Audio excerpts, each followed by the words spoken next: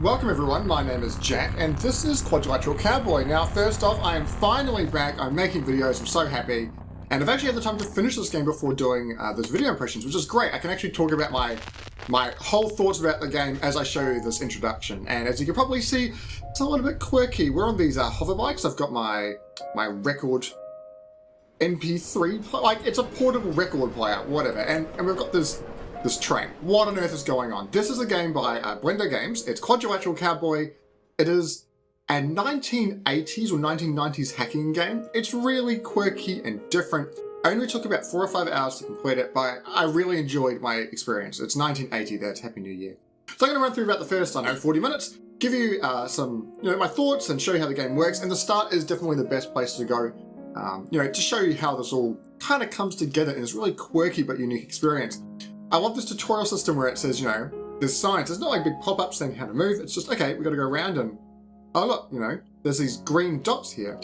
And if we try and open it, nothing's going to happen, but we can click on these and we're able to access components. So I can say turn off the light, which just makes it a bit darker. If I go back in, I'll turn it back on, but I can open the door. Now you're thinking this is not hacking, Jack. This is not a hacking game at all. What on earth are you doing? But we'll get there. This is just some basic introduction components. They don't use those types of terminals very much. There's much more of this typing hacking to come. We go open this. It says caution, mind your head. And one thing that's really cool about this game, there's a director's commentary, and he'll actually point out that the colors green and orange, which you'll see later, are always, those colored lights are always reserved for interactive items. And if you do that, you always know that you can interact with them, and they never try and use those colors anywhere else. You never see anything, okay, that looks kind of green. But there's hardly any other green materials in this world. And you'll see as this comes down, it's like, oh look, watch your head, watch your fingers, sorry, that's mind your head. But here we can hold W and push space bar, get up. Really like this intuitive kind of tutorial system. Anyway, so here's a hatch. Let's look into this. I'm playing with a mouse and keyboard. You can probably hear it clacking away a bit. I'm gonna open this door here. Another door. You come into this room and your eyes are drawn by all these lines. There's a small little panel here. Let's open up this attic.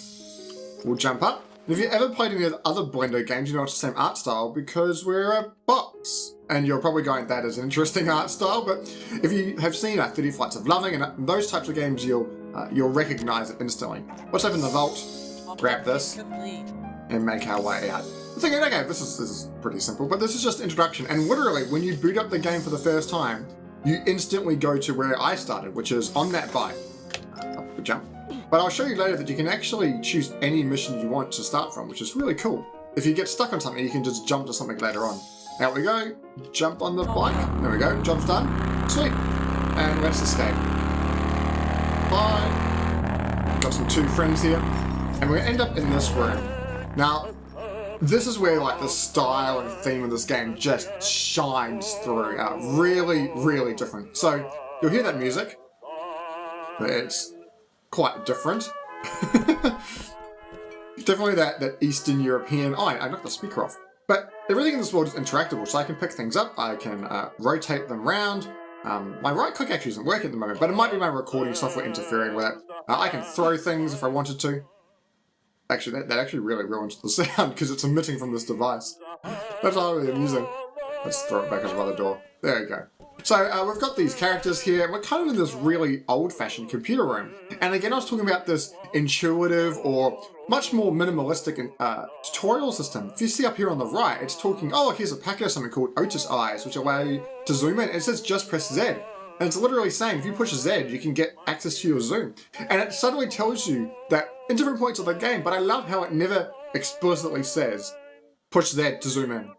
It's always on the side of the screen. I'll show you another point where it comes up later, but so I can push Z to zoom in, and then I can actually scroll and get ridiculously, high zoom. So we're in Impala Solutions, I think it is.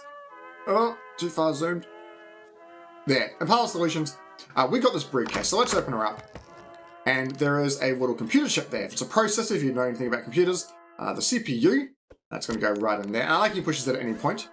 We're building this computer together, and he's managed to open that up. I think, oh no, it's a she. I think it's 3 ladies. I'm pretty sure it's 3 ladies in this. Locker gate is open. Excellent. So I'm just going to quickly open these lockers and these cabinets, and we're going to build a computer. Here's our power supply unit, if I can grab that. Put it in there. We've got our hard drive, and you can see it's got the old magnetic, well, those old discs. I thought it was tapes initially. RAM, just random access memory. One stick there. Does it actually say how much it is? 256 kilobytes. Like, I don't know if you know much. I did a computer science degree, so I know a bit about it. But 256 kilobytes is, well, that's actually just, yeah, that should be KB. I don't know what K just stands for by itself, but kilobytes is, come on, grab the optics. Thank you very much. It's essentially the screen. 4 of those would be a megabyte, and that means 4,000 of these would be 1 gigabyte of RAM. So hopefully you're getting the idea of, what is this, multi-linear subspace? That makes no sense to me. But these are old-fashioned computers. Anyway, we put the thing together. They're looking towards me. I'm going to open her up. We've got this computer which actually has an interface here. Now, this is where the game gets a little bit weird. I'm going to jump in, and now I'm inside the computer. And you're like, okay, we're just obviously in Inception, the movie now. But here we go. We're in the simulator. I've got these 2 screens in front of me, and I can go up and I can access programs. Now, I can actually only access 2. Motospector, which is like this little weird mini game that's built into the game, and I've never actually bothered to play heaps of it, but if you get the game, I'll let you export yourself of this Heist Planner version 2. And over here, it's compiling another program, which we'll find out in a moment. Jump in and we'll see what the main thing, the main kind of components of this game, what it's all about. Here's the Heist Planner, there's some release notes. Again, here's something saying press Z for zoom. It's kind of, you know, teaching that mechanic. Now, I don't understand. Like, there's insertion points and extraction points, and I don't understand why there's nothing between here, but I can just walk. And I've always found it a bit odd, like, should there be a runway here? Is there something broken in my version of the game? I don't know, but you're going from one point to the other. Let's just walk across again. I seriously think there should be some type of flaw, but because I am walking on something. We've got a door here, it says door 5. Here's a terminal, and I can actually jump on it, and here's a handbook. Now, it's giving me a demonstration of my first program. I actually see the door through my computer, which is very useful because I want to be able to see the components. I can type help to access certain components, but the one thing I want to do is open up the telnet program.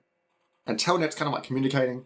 And I'm going to say, I've opened telnet. I can't point with my cursor, but to the left of my cursor on the other side of the arrow, I'm currently in the telnet program. I'm pretty sure I can exit out, and now I'm just not in any program. But anyway, back into telnet, I can type door 5.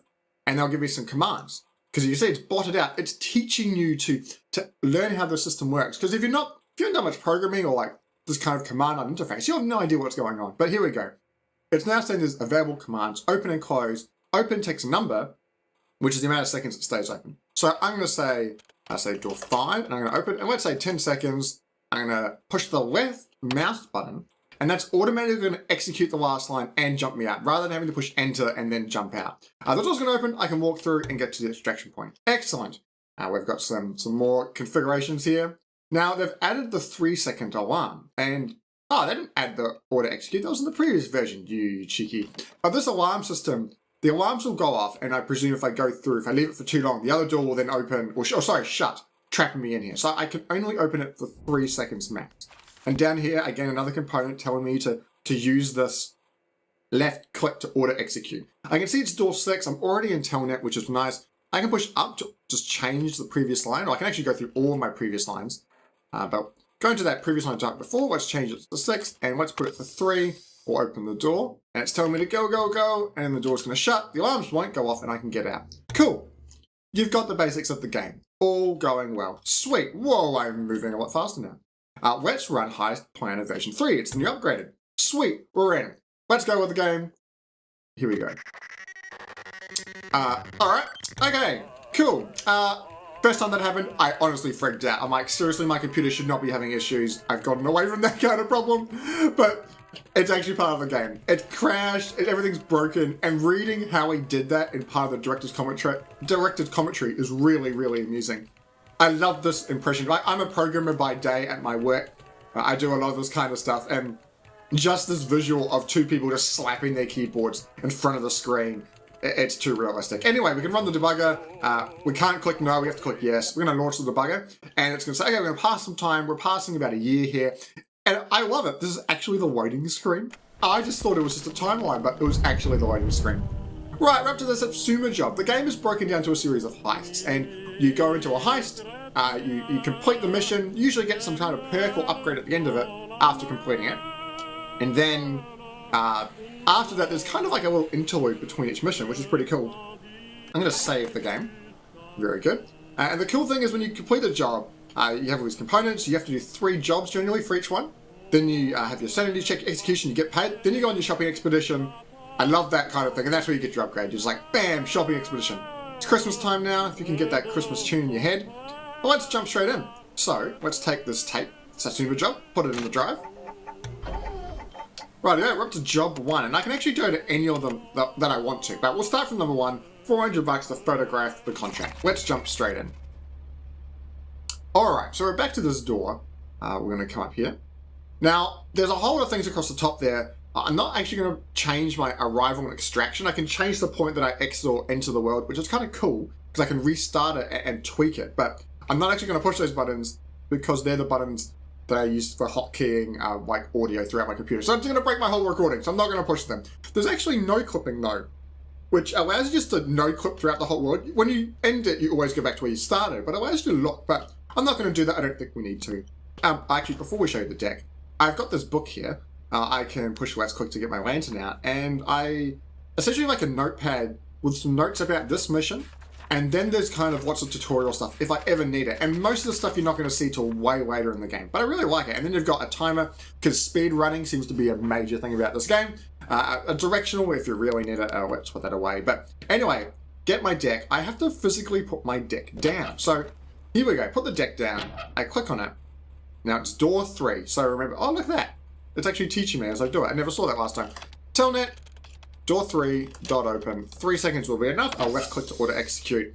And the main thing it says here is don't forget your deck, because it's a physical object that I have to use, and I can't access anything like in the world. It can only access stuff that's close to it, and I can't use it from anywhere. I have to have it with me. So let's go, jump up through here. You can probably see also, there's like those X's. I'm trying to put it up against something blank, but I'm kind of looking through the visor. But let's jump up. Here's this building, the Satsuma building, and I think this is the extraction point, so I gotta get back down to here. It looks pretty cool. It's a pretty neat building. It's got a pretty cool graphical style, this game. Lots of blimps, and it's just something which you experience as you go through. It's really hard to describe. We're gonna climb our way up. We can just hold W and space, so I climb up these walls. Go into here. Now, here it is. There's this little grate. I knew there was a way to get in. I haven't done this mission for a very long time. I've finished the whole game. But it's been a while since I've done this, so it's kind of cool. I'm kind of remembering it, but also I've picked up a lot of skills throughout the game. So 3 seconds, it's grade 4. So let's jump straight in. Grade 4, dot open, 3 seconds, jump straight in. Cool. Okay, so we're in. There's another grate over here. Open this one up. Might not go for 45 minutes for this video. I guess if we're going to do that, I should just change my previous line rather than type out manually.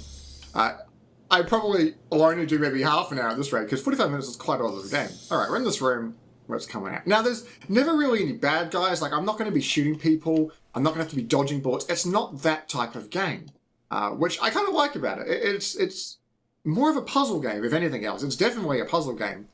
Right, we're going to jump into this room here. Down below me, I can see there's some lasers, but we don't have to worry about them right now. There's a door here. Now, there's a combination lock on it. I can open this, and all the bell rings, and eventually this is going to come through. And it's a one-time pad. So this is going to be for this door. 7, 4, 5, 6. So, 7, 4, 5, 6. Excellent, we're in. One door. Down to the next room. Got a nice cool mirror there. Alright, so now we're getting a bit more complicated, so I'm pretty sure that I could no-clip through, but I'm pretty sure this is the way I have to go. There's this, see this tube here, this is where these one-time use things come through. I need it for this door here. Now, you'll see if I call this, and this would actually lose me some points in the game, but it's not going to cause me an issue here. Down here it says how many, down the bottom left, how many alarms I've set off. This is going to go through the lasers. And then it's going to trigger the alarms, and it's going to destroy that there. So I've had one alarm, I can lose points, but that's showing you how this is working. So now what I'm going to have to do is I'm going to have to turn those lasers off, and I can only turn them off for 3 seconds when it's time. Okay, so it's laser 9. So let's say laser 9 dot, what does laser 9 have to offer? Yeah, it's dot off. and then for a certain amount of seconds. So I'm going to do that. I'm going to right click just to jump out. I'm going to call this, get back in, and then we're just going to get ready to turn it off. You've probably seen the style this game is. It's not slow. Like, there's definitely a pace to this game. Oh, that was probably... you couldn't have done that any later. There's always new things happening. It's not like you're in a rushing through the game, but there's a nice steady pace to it. You're unlocking new things. What's it? 4, 3, 8, 5. 4, 3. But it is quite short. There are moments where you got to really... Was it 5? You really got to be quick at executing lots of commands. So here we can now separate commands and execute them at the same time by putting semicolons between. So another door here. We've got 2 lasers. So I'm going to set this up as 19 and then 20. So laser... Oh, actually, I should have just put a 1 in front of that. And then laser 20 dot off. 3 as well. I don't have to put a semicolon at the end, but I'm used to programming, so I'm going to do that. I really have enjoyed this game, though. And there's lots of Let's Plays and impressions of videos on it, because it's been out for a little bit now. 1, 2... Nice. Got through. But I would encourage you not to look at too much, because the game is so short. But a really cool thing, even though the game's short, and people do kind of complain that, the price tag can be an issue for that, because if you're only getting 9 hours out of, say, $20, but to me, it's the quality of the time I'm getting out of that. I had a great time with it, and it'd be worth it, but I will say that I was provided a copy free from the publishers, so I do need to tell you that. The thing about it, though, it's great value, but he's added in Steam Workshop support. He's actually just released the source code, which I find even cooler. This is camera 3, which also has a 3-second timer, so let's... come on, scroll. Don't be silly, scroll wheel. Is it camera 3? I think it's off as well. Here we are. Cool, so here's the contract. Set up a camera. Just photographing the whole contract there. Objective complete. Alright, now to get the extraction point. There's some birds in here. Now, the camera's back up and running, so we're just going to run that same previous command again. And we should be able to get out of here. We can jump up into here. Oh, interesting. Oh, cool. And then we can open this by clicking on these screws. Jump on out. Now the extraction point is just over here. Excellent. So you've seen one level. That was one job. It's pretty straightforward. But I've really enjoyed this game. I was trying to say before, yeah, great value. And it feels like it's a good quality game, though. These BLENDO games aren't for everybody, but I do find them really enjoyable. So we push F4 to exit out. Very good. Look at that nice sheen saying, look, you've done. Please interact with this. We can change it to number 1. Okay, cool. Let's try and run through these next 2 jobs. I want to show you what it's like at the end. So we've got to get the 2 red suitcases. Sweet. Skylight 2. Hopefully churn through these now. Now, this panel here, when I walk through it, my deck falls out on the other side. Alright, we'll just leave it here.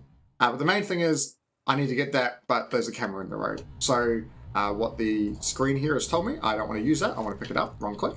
I can type the wait command. Now, I can't remember how long it is, but let's try wait, say 5 seconds, and then camera 1, dot off, 3. I've dropped my deck, but that's okay. Look at that. Tells it to wait, and then triggers off. Cool. Very good. Pick that up. I dropped it again because I picked it up as I was going through. The other camera's here. So I have to do the off command, then walk through, then do it again on the way back. So it's kind of similar, but this is camera 2. Now it tells you to do a command, but I don't find I have enough time to get around the corner. So what I'm going to do is I'm going to do camera 2 to off, 3. I need to change this one to 2. And I'm going to check a wait, say 2 at the start. So wait 2, turn the camera 2 off for 3 seconds, wait another 5, then turn it off another 3 seconds. Exit. Probably could have done 1 second. Objective complete. Cool. There we go. Cool. Objective complete. Got to get through Skylight 2. You'll notice this mission was actually a lot quicker. It's quite interesting that they're not always the same length. Some of them are quite long, some of them are quite short, but they've all got this quality to them, which is really nice. Oh, there we go. We're out. Excellent. Let's do number 3. Heaps of money. We're talking $500,000 now. I just picked up the computer, but I don't want to do that. I want to jump into it. Get the showroom prototype. Now, I can't actually remember where to go for this one. Let's look at this. Prototype showroom at the bottom. 10 seconds, alarm pressure. Okay, doable. All right. Let's open up Skylight 2, and it should be the last thing that I typed in. Excellent. It remembers between missions, which is really nice. You can jump down and not take any full damage. That'll be explained at a later point. Can I? Yeah, that's what I thought. This allows me to get straight up real quick. Let's jump it down. Alright. So this door can only stay open for 3 seconds. So let's open door 9. Dot open. For 3 seconds. Okay, so then we've got another panel here. So what I'm going to do is I'm just going to drop this here. And I'm going to walk in. Okay, so we've got this thing. This is the prototype. But here, if you pick it up, an alarm will trigger within 10 seconds. So, from what I've understood of this game so far, I don't think I can put anything else on it. I need to get this and get out before the 10 seconds is up. So, what I'm going to have to do is I'm going to have to, say, trigger a wait command. It's going to be quicker probably to trigger the wait command, grab it, and then go out. But let's say, how much time is it going to take me to walk from here, grab that, and walk back to that door? What? 1, 2, let's say 3 seconds. So wait, 3.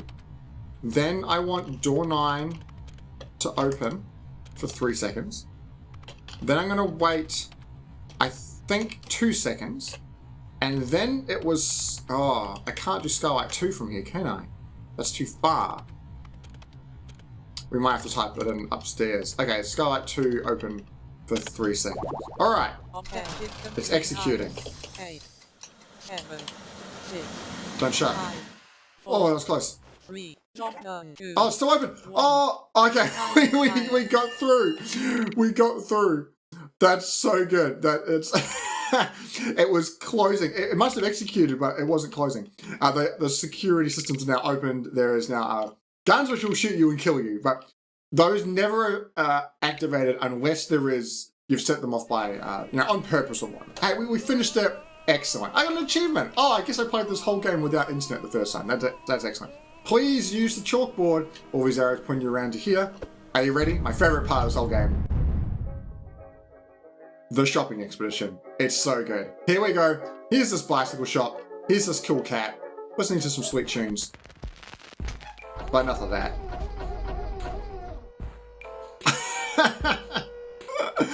Oh, I love this part. This little workshop, it's not what you think. Anyway, we can get the WEEVIL. We've got the WEEVIL picked up. See how there's these really quick cuts between levels? It's really different to other games. But anyway, the WEEVIL is this really cool robotic, I guess, contraption. Now, if I can do this from memory, I need to, it's Weaver, not Weave. Weaver's the program. Then we can type help. And then we can connect. Now, this one's called Nell. Yeah, cool. And I just remember that one's called Nell because I played this so much. And that's what that little guy's looking like. So if I say go, and then go like 100, you'll see that screen there's moving forward and he's moving across the table. That's pretty much it. We should tell him to stop. There we go. Just before he gets to the end. What's this do? Oh, that does make it quite dark. You get the idea. We're getting these new components, and if I jump into my... Oh, I can't jump into my notepad. There is a gun that you get later, but you never use it to really shoot anyone, but you can control it, and it is a lot of fun to use. You can get launching pads that launch you across the room. There's lots of really, really cool things. When you're done, you exit, and then you hit these weird little... I guess say weird, just because they're different. Games don't have these. These little cutscenes for the morning carpool. Like, how many games do you know have a cutscene to get to the morning carpool? Anyway, we're going to jump on out. It's because when the BLENDO games, when they make a game, it's more than just some components. There's so much flavor to it, and we're learning about this world. Like, why on earth are RVs stacked on top of each other inside this giant, pit with blimps running over top? Like, there's so many questions. What does this do? It's taking the washing line up and down. Anyway, knock on the door. Here comes our co-worker. We can look at their room. Oh, look, it's an interactive story, and you can read it. We're not going to play that. There's so many. I don't want to play it because there's so many cool things. She's running on the back. There are so many cool things in this game that I don't want to spoil. So if you've liked what you've seen, this really quirky, kind of hacking, kind of puzzle game went out to the finger line FUNICULAR? I don't even know how to describe these things anymore. If you've liked what you've seen, do check it out. But if you're just interested and don't really want to play it, there are plenty of people who have done some, I think Northern Line has done a complete playthrough. I haven't watched it, but I'm sure it'd be good. But this is Quadrilateral Cowboy. I really enjoyed my time with it. I haven't played a BLENDO game for a fresh game for a while. I played actually Atom Zombie Smasher, which is one of their older games, quite a lot when I didn't have internet for the last 4 months because it was such a great offline game. But I've just been so impressed by this game. It's been a long time coming. I heard about it, I think last year or the year before, whenever it was like initially announced, and I'm so great to finally have it. I would love to see more levels, and I was trying to say earlier that if I jump into the career, you can actually select any job you want to. You can jump all the way to the end. There is nothing stopping you from doing that. I really like that. But as you can see, there's not too many. And these are not levels. These are both a level, then like the carpool, and then another level. So you do go through them pretty quickly. It took me about 4 to 5 hours, but I really enjoyed the 4 to 5 hours. And like team tutorial, you're getting some hints of some of the stuff that happens later in the game, which makes it, I guess, more complicated, more interesting, but also I just kind of wish I had more time to use them. But Steam Workshop support, I would love to see if people are able to make some really, really cool setups. And maybe in a couple of months we can come back and check what those are. But and also I said there's the directives commentary and a tourist mode where everything's unlocked. I've never done that, but if you want to, it's there for you. Really cool game. There's a lot of love, a lot of passion being put into this. And if you like it, go check it out for yourself. Thanks for watching, guys, and stay tuned because there's plenty more videos coming to this channel over the coming weeks.